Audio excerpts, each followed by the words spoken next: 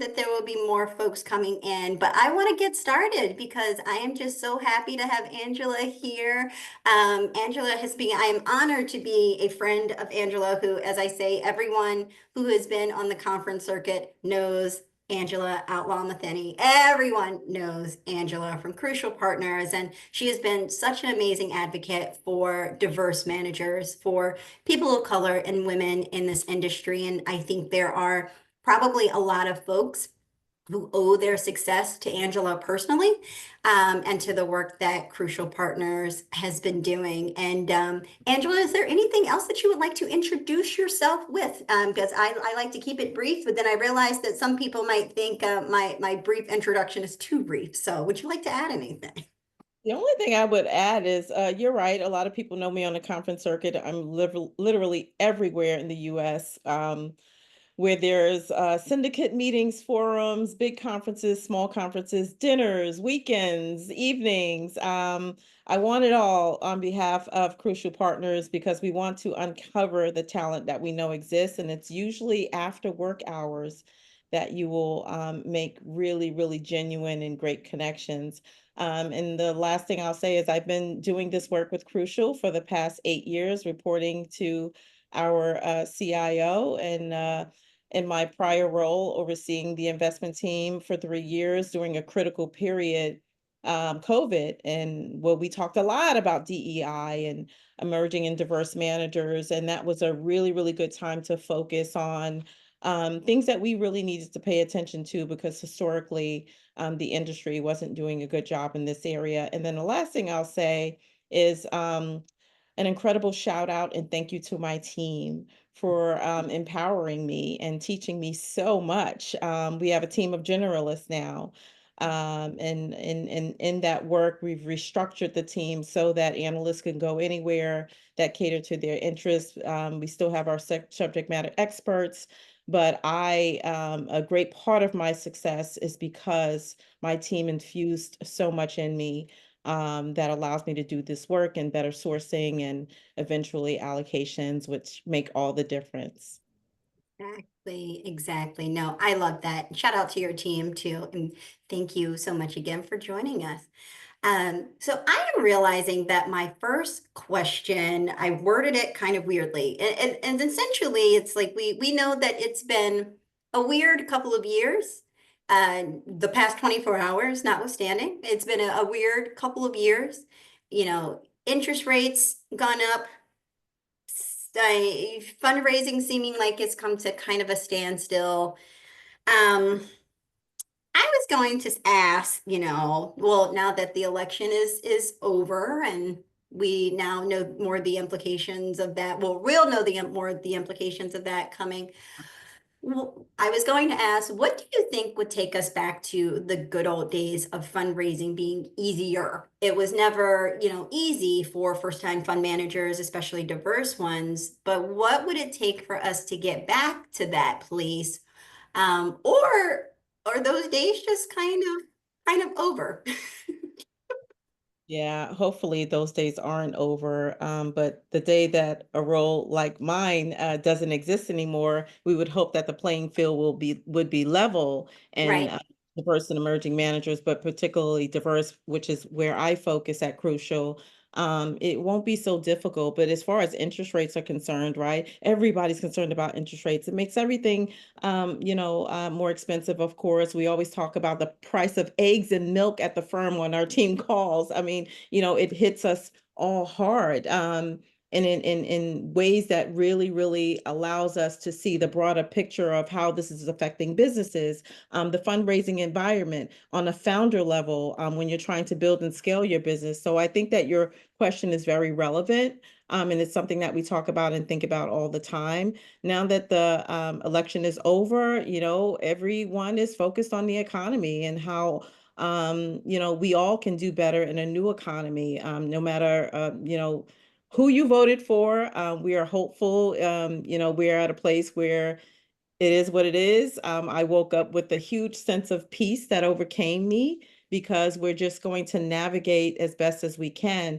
But going back also to your question, I hope that this fundraising environment will sort of normalize things, or we can get back to a sort of more normal environment.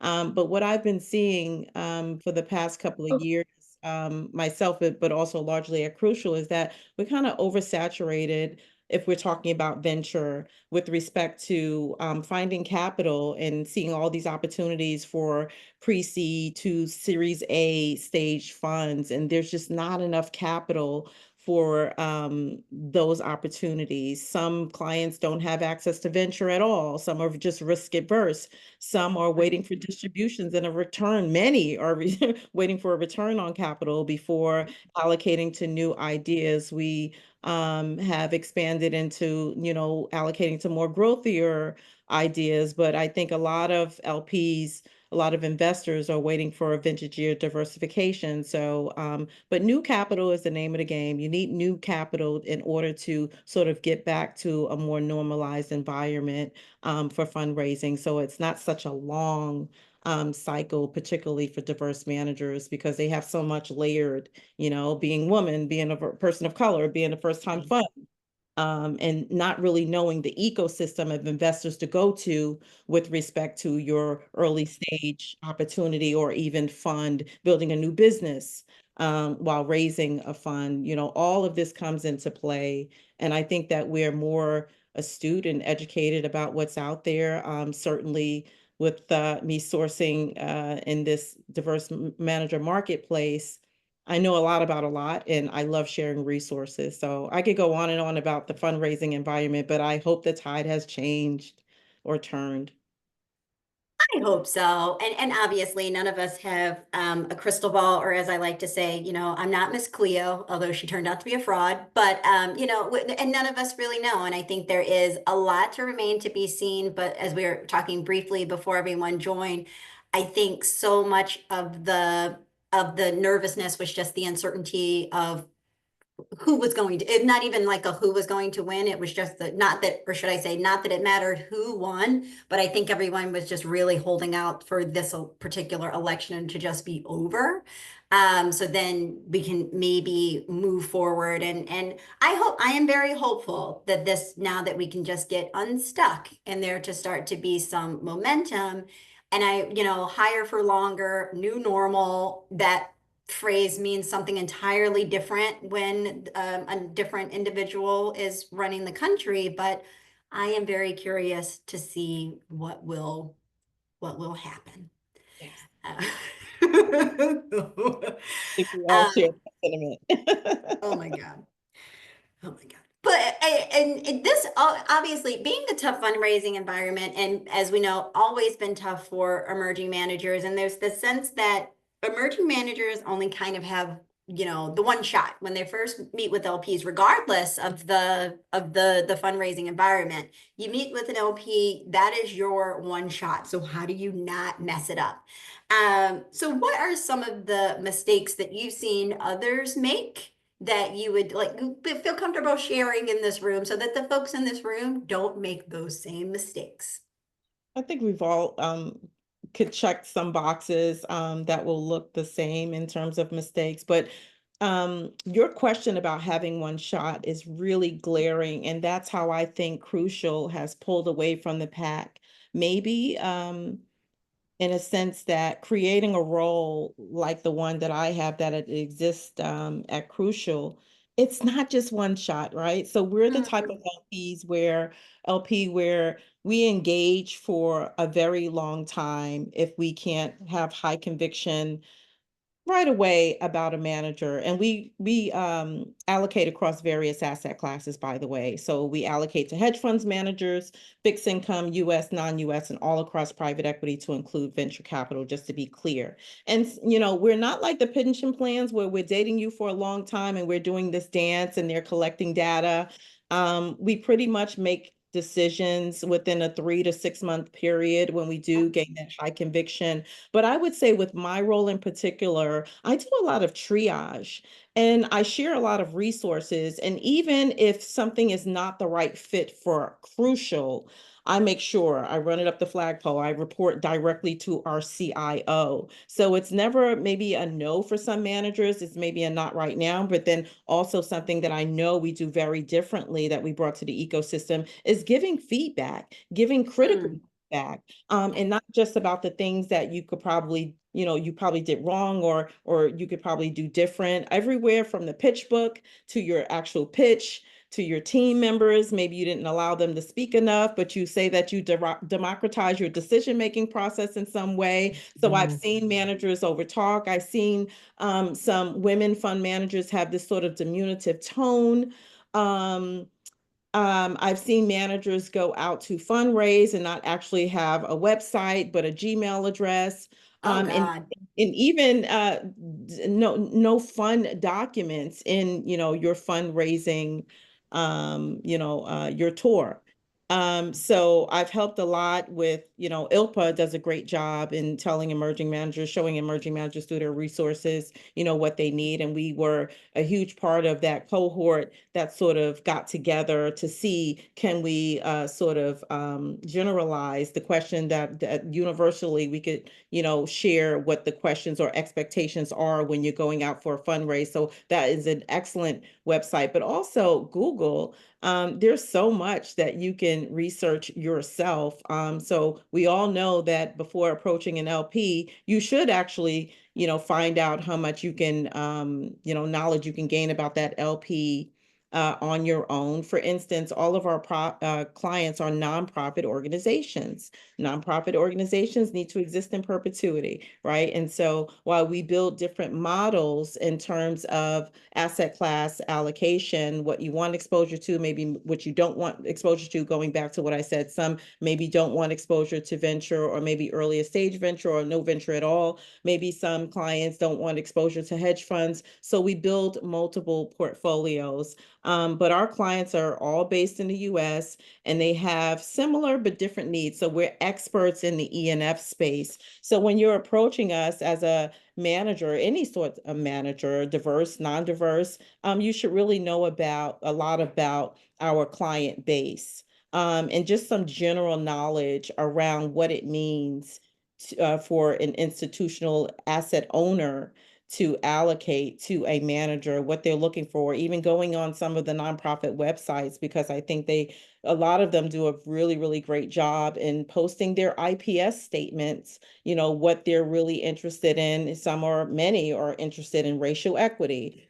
You want to Mm, align your mission and your goals with that of your nonprofit, maybe. But then also programmatically, you have your program professionals that may be different in terms of setting goals, that may be different for your investment committee. So sometimes a lot of times it's, separate goals and initiatives. And to get an insider view, I kind of been getting a board seat on some nonprofits so I can actually see oh, how decisions are made. But also I've been at the table on a client facing side when I've been brought in to talk about our diverse manager work years ago. So I kind of sat, and listened to the various things that they talk about before we even talk about performance markets or, have our opportunity as a consultant to speak with the investment committee. So that vantage point has been a huge learning opportunity personally for me, but also I can share some things with managers as how the goes in terms of how they make and we make decisions. The other thing I'll say is that we have an OCIO model, which is probably 5 years old now, and also a non-discretionary model. And so in that work, we have to then go out and pitch these opportunities to our clients. So, on a quarterly basis, this is done. So you should be aware of that as well. I'm getting some strange glare here. oh, no, that is okay. That's Okay, okay. this is As long better. as you're comfortable. I was like, oh, it looks like she's glowing. Angela turned into an angel for a second there. You Um, know what? My Uh, father, she she does glow sometime. thank you. My dad named me Angela because he was thinking I was an angel. So it's funny you should say that. oh. But that is such an interesting point, and it's something that I had never thought about. Something, and yes, this is a generalization of folks in the industry, but people tend to be really passionate about serving their communities in some way and being on nonprofit boards. And I actually hadn't considered that depending on the nonprofit, that can give you a really great inside track into how they think about their investment strategy. Even if you're on the board, you're fiduciary, so you're looking into these things. That is really, really brilliant. And I don't know it's necessarily something that folks are thinking about. So that's a great tip. Yes. That's a really great tip. And I even give the tip further so that we could democratize the decision making on some of these investment committees or just a board, other boards to sort of make your way in to how things work at the nonprofit. If you have the bandwidth, join some of these boards so that you can have a vote and so that we can accelerate, getting access to capital to women and people of color. And it's not such a molasses approach as we've seen historically. Have a vote and see how things work. Exactly. I love that. And so I kind of want to ask the same question, but the opposite, which you've already started to address. But, instead of saying what are some mistakes to avoid, think the opposite of that is what does backability look like then? What are in terms of differentiation, what are some things that folks can do to stand out, especially given this fundraising environment? LPs don't have a lot of capital to allocate. What can someone do to be really, really solidly backable at a time like this? Backable is such an interesting question, and differentiation is probably an exhausting thing to think about because everyone is looking for something different, right? You want to have some correlated, non-correlated investments when you're thinking about portfolio construction, if you're an LP or allocator. And so something that's esoteric maybe something different. But I would say if we're focused on private equity, and I do want to talk about private equity and venture, and I probably will a lot, only because we see the most diversity in those asset Yeah, classes. It is quite easier to get capital to public equity managers, but you don't see a lot of Black and brown people or women in the hedge fund space. right. Um, so focusing on private equity, I would say that a backable manager, if we're talking about venture, we tend to be biased towards operators. So people that can really, really Interesting. roll up their sleeves and help their portfolio companies, not only advise them, but they're sitting in a seat where a lot of venture capitalists that I personally meet, but also that of my team, they were or are serial entrepreneurs. And so they know how to run a business. And the thing that gets most people that I talk to into the venture space is it shouldn't be so hard to raise this capital and to raise capital. And so you don't want entrepreneurs to feel that pain, or founders they're typically called, to feel that pain and try to figure out, in the ecosystem, how do I approach a VC? What are they looking for? Then many don't think about fit in terms of, are they even investing in the thing that I'm building? So Oh, there's a lot yeah. of education around that. I go to a lot of pitch events because I'm looking for founders who may be backed by a VC, but in the early days of going to pitch events, which are really, really outstanding and just a fun and interesting from an educational standpoint place to be, a lot of VCs are in stealth mode there, right? Because founders, they don't Interesting. know a lot about what they don't know about. And again, in terms of fit, what VCs may be looking for. And so they're in stealth mode, they're looking at opportunities, they're hearing people pitch, they're hearing people talk about their business, and then somehow their approach, I guess they'll approach them during the many networking sessions. But that's really, really a good way to source founders if you're a VC, but it's also for an LP that may be in the audience. And we're often not there. I love going to places where I don't see, typical people in the ecosystem like Crucial. I can get a VC in stealth mode and I can identify them now really, really quickly. And I approach them. Hmm. That is interesting. That is very interesting. I like that. And I never thought about, okay, well, because I've been to a number of pitch competitions and I never thought who could be a stealth LP in here who's just kind of looking out for VCs. And now I'm going to keep my eyes open. Angela, you're dropping all the gems here. So I do see a question. I'm going to ask one more question and then get to the question that's in the chat. But what is your perspective on storytelling? And as someone, Angela and I have bonded over story and over writing. And I think and I always ask this question, or I try to ask this question of LPs because I think GPs might inherently be, like you said, either operators or they're former bankers. They're people who think in numbers, and this concept of story can be kind of either, as you said, esoteric or just maybe just doesn't feel like it comes naturally to them. So, what does storytelling mean to you as an LP? I first learned this. Well, first, let me say inherently, I am a storyteller because people remember stories.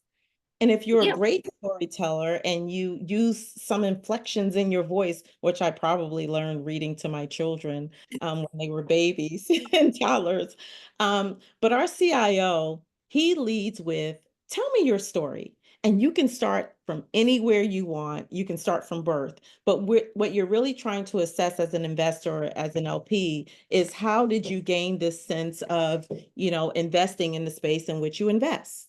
And so if you tell that story and you take us through that, storyline, we can sort of gather and analyze, why you invest the way you do, where you invest. But then the other thing is you can tell a story through investor letters and memos. You can say a lot about what's happening in your universe, what's happening in the market, what's happening, with founders. You could talk about performance. So storytelling, I think it's a great way to get points across, to get people to know you. Um, in a 1 hour average 90 minute meeting, when you're first meeting a GP, you don't always fully get to tell the story, or maybe that's all you tell is the story. And then we need another meeting and then another meeting to get to the, steak, the meat and potatoes part of the conversation. No, that makes perfect sense. That makes perfect sense. And it actually makes me, I'm sorry, I have one other question. It makes me think about where there's a story, there's an audience. And so, kind of what should people know about the difference between approaching a consultant like a Crucial Partners and your peers, as opposed to approaching like a family office or high net worth individuals or something, essentially any institution directly. Like what do you think would be something that they need to know about approaching consultants? Is it and how different is it from approaching other folks directly? I would say just lead with being human. Mm, Because we're all there to network, right? We're all yeah, there for a purpose. I would say for an LP that's in the audience, whether you're a family office, high net worth individual, or in some sort of allocated institutional investor, we took the time to be there. yeah. And I had this saying from a rap song because I love rap and hip hop. I'm from Brooklyn. So there's this boy, this song that says, "My milkshake brings all the boys to the yard," right? So in that sense, Susan loves this. In in that sense, we're all there for a purpose. And if LPs or investors that are allocating, or it's your job to source managers, we're there for a reason. We've carved out our whole day or a few hours to meet you, to network with you. So just bring it and just be human, right? And then I would say I thank you, Susan. I have this natural way with my personality of making people feel really vulnerable. And it's Mm, not like exactly a strategy. It's really authentic because I may lead with something, more personable about myself. But if we just talk, right? Maybe you're a mother, I'm a mother, maybe you're from Brooklyn, I'm from Brooklyn, whatever it is. I used to work at a law firm as a paralegal. Maybe you did too. Whatever. If we just start the conversation, we will see that we have more in common than that separates us. But I would also say don't hog, because people have been known to hog, because I can talk to people all day. I don't know when I became this extrovert, because I was certainly an introvert in my younger years, but I just like talking with people. I love meeting people, and I love meeting people who are doing interesting things in the world, who are making some sort of impact. You are creating some sort of impact outcomes. I love to see that in portfolios. Mm. And you're just like sort of changing the world, or you see things differently. Or maybe there's a product that's been on the market for a very long time, but you have sort of in an innovative way uh, in, um, changed the product, improved it is what I'm looking for, improve the product in a way that it can become a global product, that it can become more inclusive of maybe women and people of color. Because, you know, when we walk in those pharmacies, Vonetta, we used to see our products on the bottom shelf really. So now we can walk into the Walmarts and the Targets of the world and say, "Oh my God, this is a Black-owned company, or a Hispanic-owned company, or a woman-owned company." And we know a lot of the products because we see them in the portfolios of venture capitalists. So that is just really, really rewarding to see. I'm not sure if I answer your question, because I'm like going through my mind the 8 years that we've been doing this work, and it's just so fascinating. If I could talk to the younger people entering the workforce and considering a career in asset management, and not just thinking about finance, but thinking about where in the world does being an analyst take you, and what Mm. of power do you have as a decision maker? Allocating capital across the world globally is what we've had the advantage of doing with young people at Crucial, or the younger workforce at Crucial, meeting them in their college years as juniors. I remember one of our executive directors actually um, helping one of our interns at the time, who is now an investment director directing the flow of capital around the world, is Wow. who's a Black man from Queens. He actually helped him to choose his classes in his senior year. You should be taking this, you should be taking that. Wow. The interview. And so that's what Crucial is. You know, we are intellectually curious, and we help one another, and we share. And so I think that we should do the same as an ecosystem for people who are trying to figure out, how do I approach an LP? What do I talk about? Just be yourself. And we will eventually get to the investment part of the conversation, and while we're all there. I love that so much. And I think thank you for saying it that way. And not that it was a trick question, but I think people do have this perception of, oh, this is it's an OCIO. So what do I need to get together? I need my OCIO deck or I need my ENF deck, or I need my pension deck. And you're you either and all ways. And I agree. And I also thank you for the transparency of generally the process of this. There is generally the first meeting where you spend a lot of time talking about yourself. And then in subsequent meetings is when you actually go digging into your companies and the impact that you made, and if it's a growth or multiple expansion, blah blah blah, all of that stuff. And I so appreciate your emphasis on people, because I think that is the key. That if we've gotten nothing else out of the emerging manager roundtable community, I want people to know that LPs are people. And you're like, well, duh. But there is this, that is the basis of relationship and of connection, and thinking about what is at stake for this person across the table? How can I relate to that person? And not being afraid of vulnerability. Yes, you don't have to cry on a call like I may or may not have done earlier today when we were having a moment about what happened last night. But it does help to just be honest and be upfront about who you are, and sharing your views on what's going on in the world. I think that only good can come of that. Yeah, and I will add this, my background, I think, but inherently who I am as a person, highly altruistic. Um, but also I have a background in HR, and I will say that I remember one of our colleagues saying, "Angela, if I could do it all over again, love my job being an analyst. This is a senior analyst and someone who's client facing now. He said I would have majored in psych. So I'm a psych major. So and then I minored, my minor was sociology. And so I love to see how people think, and with sociology, how do you fare in the world? How do you go out Yeah, into the world with your unique background, who you are? How do you move in the world? How do you act? How do you yeah, be? And so inherently, that's what I'm always trying to get at, because no matter what you're trying to assess as an analyst, we are trying to assess people all day long. And right. so who are you? Eggs.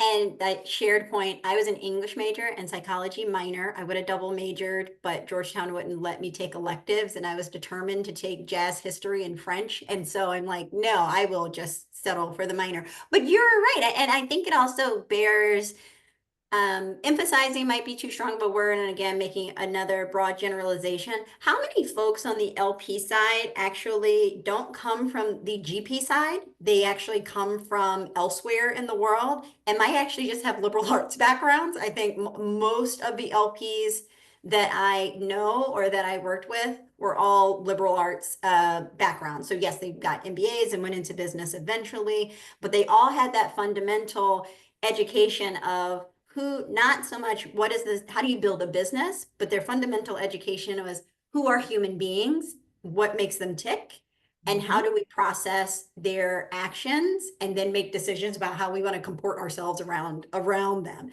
That is the was all I learned in like between psychology, sociology, and even as a creative writing major. It was how do I study people and how do I comport myself around these people. So remembering that your LPs were probably English majors, I hope will will fare you well in the world. But Angela and I can go on and on and on, and I promise I'm certainly will one day, in fact, go on and on and on for hours and hours. But I do want to open the floor for questions, and I do see one already. Um, what do you think of the investor appetite for growth stage VC, Series C and B, B and C? I will say this from the diverse manager market, in the diverse manager marketplace, you don't see a lot of women and people of color. And I'm only focusing on that because that's my area of focus in Yeah. terms of building pipeline monitoring and collecting data for white women, Black managers, Hispanic managers, and Asian managers, right? And so when we disaggregate the data and we see who's getting access to capital and in what stage, what asset class, we collect all that data. And so what we're seeing is there is an appetite for growthier stages of venture, because I said earlier that we're sort of oversaturated in the pre-seed to Series A stage, and maybe that's too risky of a stage for some investors. Mm, So the more growthier stage, as you think about portfolio diversification, if you're an LP, it seems interesting. And from a growth stage and a J curve stage, it makes sense for a lot of portfolios, again, when you're thinking about, how you're constructing your portfolio. But there's not a lot of women and people of color focused on that stage as VCs. All right. So we know of Stacey Brown Philpott. She's actually focusing on a later stage of venture. She's from Detroit, and I can't believe I'm blanking on the name of her fund, but you can look her up. She mm. was at TaskRabbit, and she helped them, Oh. yes,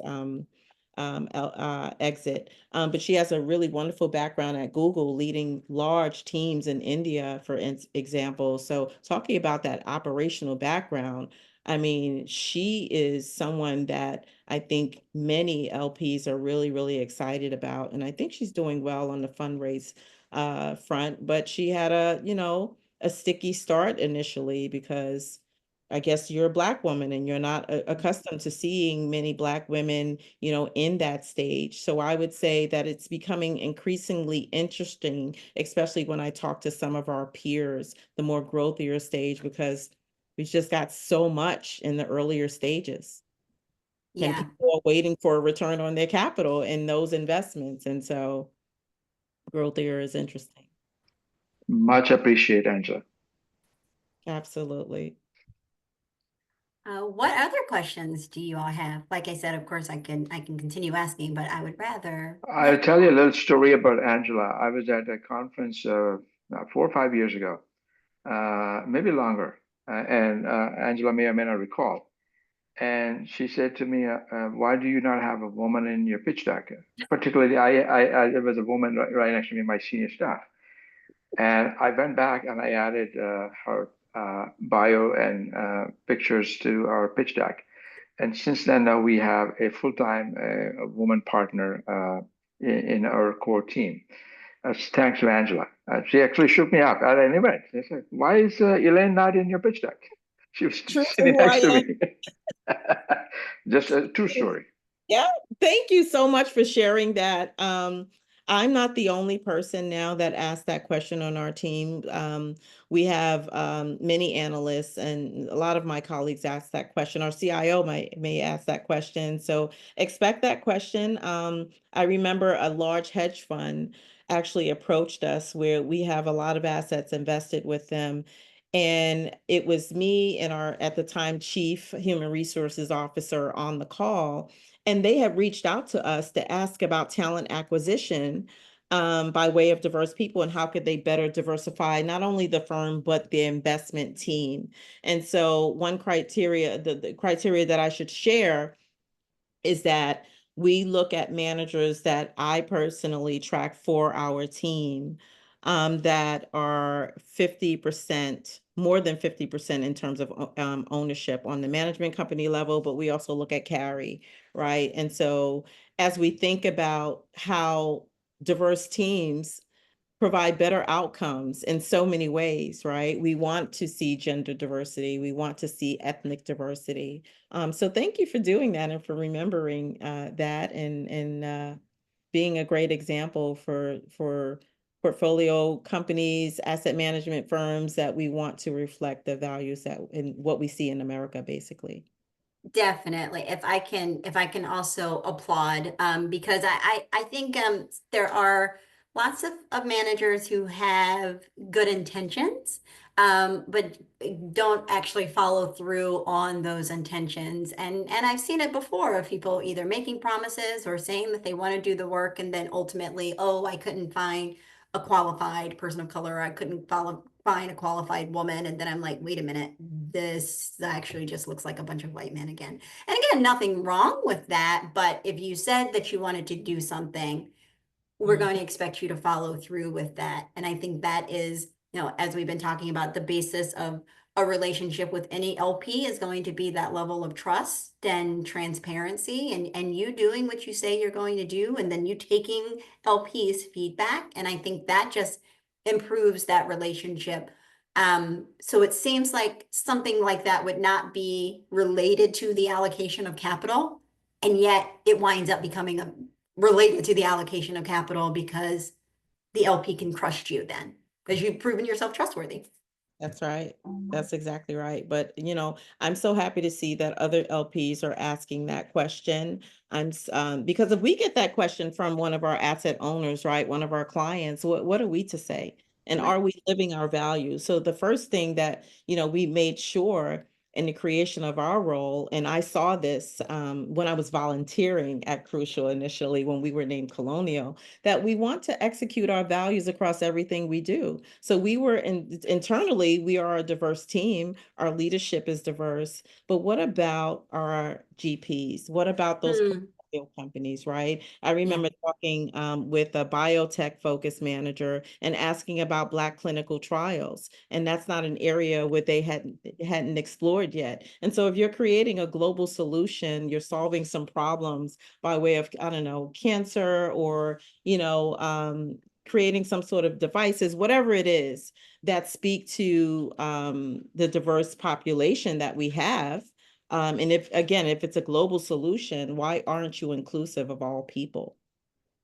Yeah, that makes perfect sense. I think people don't think about how far that goes. That especially on the consultant side, that people would have to be that considerate and that intentional.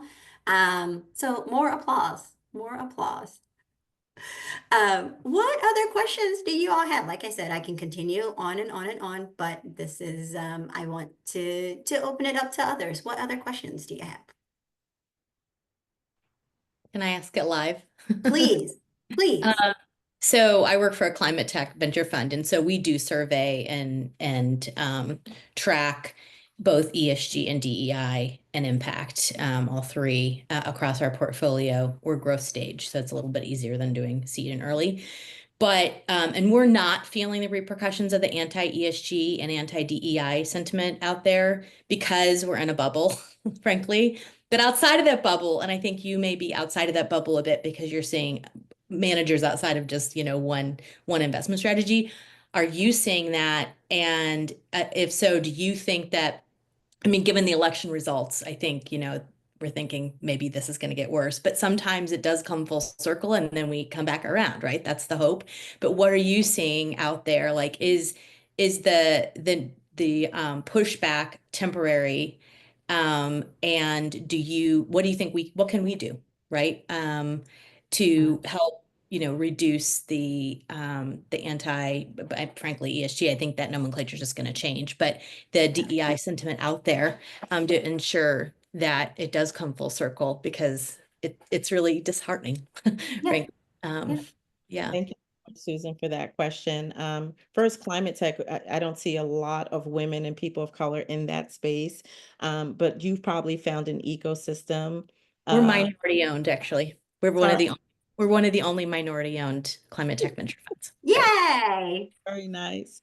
So if your question points to the DEI backlash, first ESG, yes, the nomenclature is definitely changing, and you will see that in some IPSs on some websites.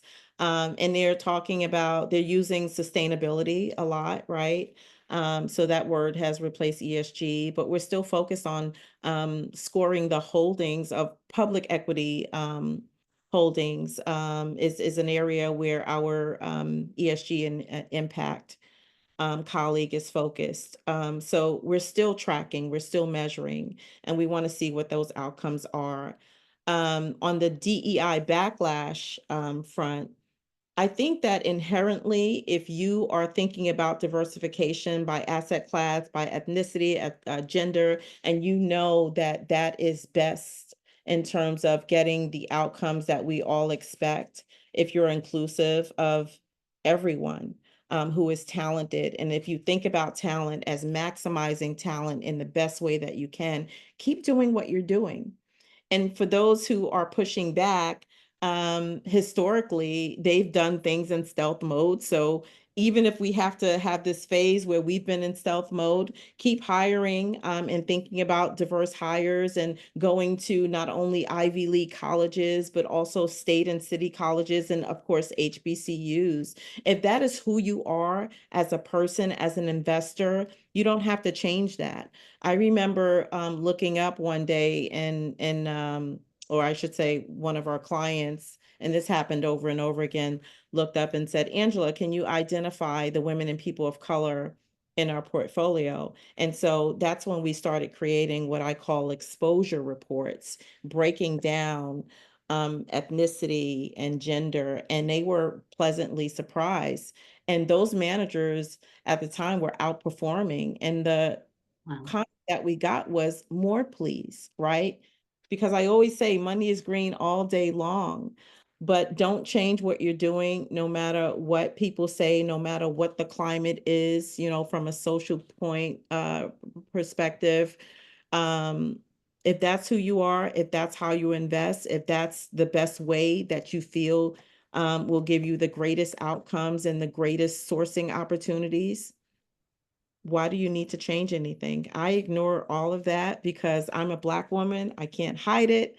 I get looked sometimes when I'm maybe at the Harvard Club in the ladies' room. What are you doing here? And then we get into the coffee networking portion. And then I ask a question of the panel, or I'm on a panel. And all of a sudden, when people see that I'm, at Crucial and I'm an LP, it's like, oh, well, we should have talked to her in the bathroom, right? So don't miss out on opportunities is my point, because you never know who you're talking to. You never know who you can source in terms of deals, in terms of talent. let's just stop assuming. The world is becoming more and more diverse. And I remember this number 2045. I think it's accelerating and it's going to happen far sooner than that. So keep doing what you're doing, Susan. I love it. Yeah. Yes. Oh, thank you guys. Anyone else have a question? I promise I'm here and present. No, you're fine. You're fine. I apologize. I don't have any questions, but this has been incredibly interesting just hearing your perspective. I really love the idea around like the pitch sessions as an educational opportunity. I thought that was interesting, especially for like emerging trends in different industries. So yeah, no questions. I'm just kind of processing in real time, but did want to acknowledge that I am here and listening. No, you're fine. You're fine. No, I genuinely just wanted to make sure that everyone got their questions asked before I ask yet something else, of course. Angela, a question for you. How Yes. do we update you on our progress? I don't think we have met in person for 2, 3 years, or maybe longer. Oh, Mhm. that actually is related to the question that I would have asked is, what Please. is that kind of, how does that sort of relationship look like after a manager has, and a GP and LP have met? Then what happens? And so thank you so much for asking that, because how do you like to keep that kind of contact? Where there obviously there's contact after an investment has been made, but even if not, what should that sort of contact look like? Yes.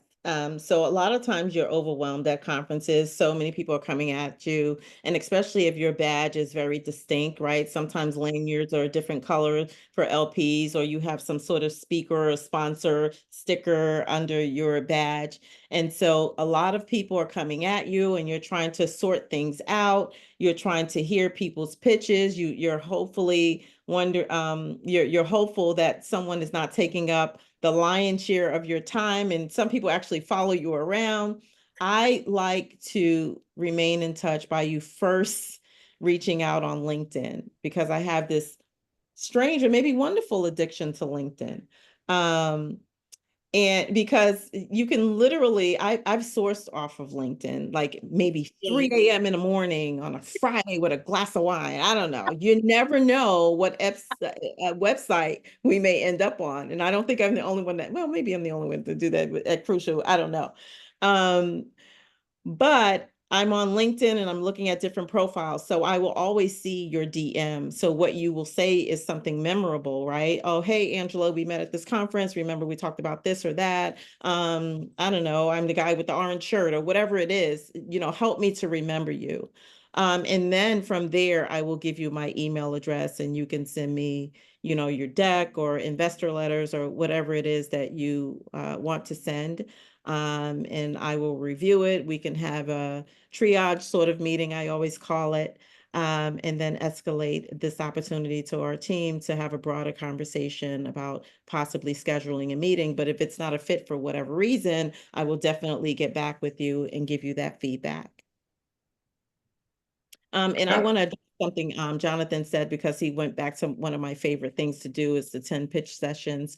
I love how people actually have raised capital by being awarded, monies at pitch sessions, right? Right. Founders raise capital that way. And also to another sort of related point, I remember a private equity manager. She actually got a lion's share of her GP commitment from sitting on boards, And so now she's really focused on diversifying her boards because maybe she was the only woman on that board. So I kind of thought that was a creative way to get your GP commit, right? Because a lot of Yeah. us don't have rich grandmas or uncles or aunts. And so going back to those board seat opportunities, there's a lot to see there. Yeah. These were paid board seats that she had from public board seats if you have the, skill set to get those seats. But yeah, pitch competitions, good way to source founders and a great way to, if you're awarded that capital, if you win, it could go a long way in terms of working capital. Definitely. Definitely. Well, this has been wonderful. I have one more question that I think is top of mind for some folks, and we are hopeful that the environment will change. Susan had put in a comment that once exits start again, fundraising will more or less once exits start again, fundraising will start again. But I think I have the question of kind of what words of encouragement or words of advice do you have for managers who might have had the unfortunate timing of starting out fundraising when the slog began over 2 years ago, and they may actually still be in it. So we're not perhaps used to fundraisers lasting 2 years or 2.5 at this point, but what sort of words of encouragement or advice do you have for folks in that situation? Yeah. Again, the fundraising cycles, they were just unforgivable for a lot of diverse managers for a lot of reasons that we probably could imagine. But I would say for managers who have enough capital to still execute your the opportunities that you want, that have what you have warehoused or that you're seeing, start your track record sooner rather than later. Maybe you won't hit your target or your overall goal, but start that track record, start investing. And then also, appreciate fast no's if someone is actually going to give you a feedback instead of, spending your time with someone where, they're not ready to allocate, they're not ready to make a decision. You can't even get an official meeting. Keep going and go to some of those conferences. I'm so grateful, first of all, for people who lack a really healthy marketing budget. I'm so glad that one thing that came out of the COVID crisis is the opportunity for us to meet virtually, which is free. I have Mhm. office hours on Friday where you can talk to me about a lot of things. You can be vulnerable. We can chop it up. I can look at your deck and I could say, hey, Jonathan, why are there 5 pages of your face plastered on your deck? And I haven't seen your deck. I don't know where you're invested in, but I'm just giving you an example. But, feedback such as that, when you think you've created this wonderful marketing product, you need other eyes on it, maybe. And maybe I can share some resources for people who can help you with your pitch or your deck, or maybe I can do that and give you my knee-jerk reaction. Those are what those office hours are for. And, we have all these accelerators and, people pay a premium for some of the accelerators, and I'm sure they have great value. But a lot of us LPs that are really, really personally committed to seeing the playing field leveled one day, we will do this and give this advice and spend time with you for free. I can be at a conference, we can chop it up over coffee, we can network at some after conference, post conference event. We can talk in the lobby. I mean, there's just so many ways to really get to authentic people who really care about the space. And so that's what I would advise. A fast no, get the feedback, move on, spend your time with people who are investing in the space in which you are finding opportunities. Make sure you're not spending a lot of time with the wrong type of LPs. For instance, if you're a venture capitalist and your fund is 25, 50 million, you shouldn't be talking to a pension plan, an allocator who needs to put large pools of capital to work. Right? Know the difference between an allocator and an LP. They have money that they need to put the work, and their liquidity needs are different from a Crewcial Partners, for instance. Right. No, that makes sense. That makes perfect sense. I love that combination of, the education, but then it's also the do what you can. There's a lot of things in this world that are out of our control, or maybe I'm just feeling that way today. But then there are the things that you can control. And I so appreciate Angela being here today. And I know that she is not the only person in her seat who is really great about giving feedback to GPs. So definitely find the folks on the LP side who are amenable, who take the time. I actually didn't know that Angela does office hours, and that is incredible. So if that was a resource that you did not know about, you now know about that. And so use it. When Please you know, use you it. know. When you know, you know, as they say. And I promise my face is not on the deck 100 times. Good. And know that it's a relationship building process, right? Yeah. And so there's not just one shot, at least not with the crucials of the world, particularly myself. You can come back, you know, you're going to go through different iterations of figuring out who you should approach and how you should do things to become institutionally ready. And so gathering all these resources and knowledge and getting your reps um, as you pitch to different investors is really key. And how are you supposed to do that unless you network and you talk to people who are really genuinely willing to give you that time for free? This is Exactly. all free. You shouldn't pay for these things. You know, some low level advice, I would say, you know, things that we can Google and then you can follow up with the question, you know, with me. If you can grab me, I'm always willing to do that. And do the work. I mean, and I only say that because I think there's some people who get really great advice and it's just like water off a duck's back or a duck's back. So get the advice, implement it, and know that you're worth it. That LPs actually do care about you. Circling back to LPs being people, they genuinely care about you. They want you to succeed because your success is their success. If especially if there's their own personal money at stake. And if it's not, it's still their career. And the number of people who I'm sure take great pride in, say, Robert Smith making their career. So to the future Robert Smiths among you, let's make these LPs resumes shine really well. But thank you all so much for being here. Thank you again, Angela, for just being delightful, and thank you all for your wonderful questions. This is always such a pleasure, and I definitely needed it today. And this gives me so much hope about, you know, the sun is shining. It is 80 degrees in Washington, D.C. on November 6th. And thanks for investing in climate, Susan, because this is only going to get worse now. So I'm like, D.C. might as well be South Florida at the rate we're going. So, but thank you so much for Angela and everyone here for being the light that we all need.